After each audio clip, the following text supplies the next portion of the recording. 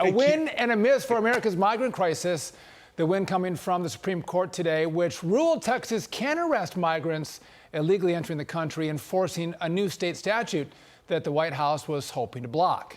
The miss, an Obama-appointed judge in Illinois ruling illegal immigrants can carry firearms, claiming any law banning migrants from doing so would violate their Second Amendment rights. Here with reaction, the host of Tomi Lahren is fearless on OutKick, Tomi Lahren. Tomi, let's start with SCOTUS handing that big loser in Washington a big loss.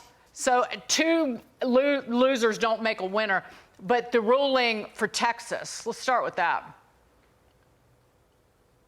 Yeah, so I was incredibly excited to see this, and it also gave me a lot of hope that there are still red states and red state leaders that are able to affect change in a positive way, even with, I guess, the hamstringing of this administration and the Democrat Party at large. And I would say this is not only a great victory for Texas, but every red state governor, every red state legislature should be looking at enacting something very similar. If the Biden administration is going to open our country up for a mass invasion, then it's up to the leaders that we still have that care about the integrity of our nation to step up and to do something. Texas is a prime example of that. They have fought tooth and nail for the sovereignty of not only their state, but for our entire country.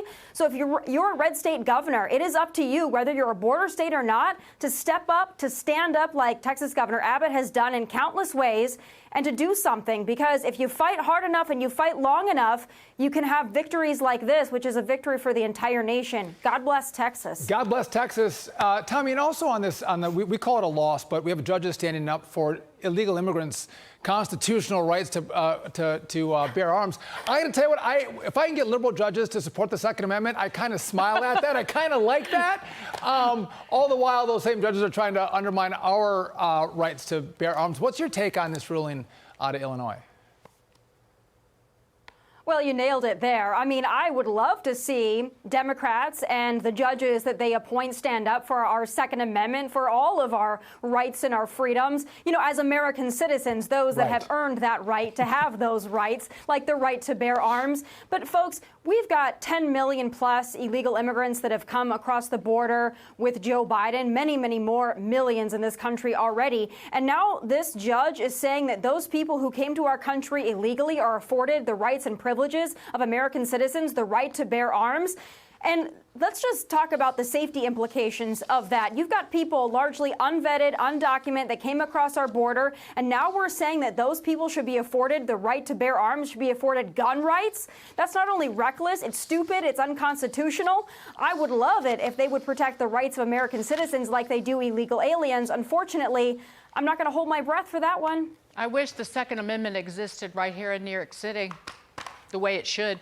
Tomi, we wanted to get your take on this. This is our probably favorite story of the day. Leave it up to the establishment's favorite rag, the New York Times, to defend and even praise the unelected bureaucrats making decisions about your life in Washington in this fun little opinion piece. Donald Trump is obsessed with the deep state. If elected, Trump's vowed to gut the federal government. Reinstate the Schedule F executive order and, quote, fire rogue bureaucrats. But who are these bureaucrats and what makes them so dangerous? Trump's teaching us to expect the worst from people in government, when the truth is, they're actually some of our best. The Times is concerned that Trump will boot these useless swamp rats out of their long-held positions when he's elected, or in other words, drain the swamp. But the headline is, it turns out the deep state is actually kind of awesome. Your reaction, Tomi?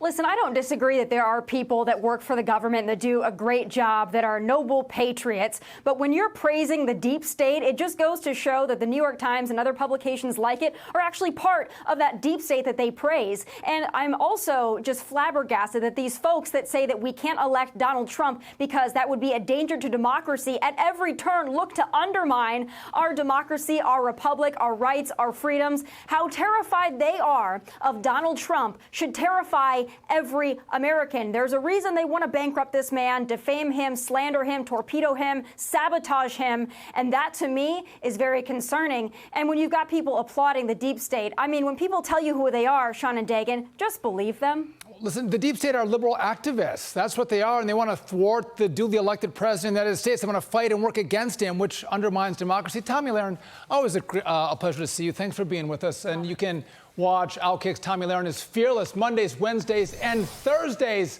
at 7 p.m. It's awesome. Check it out.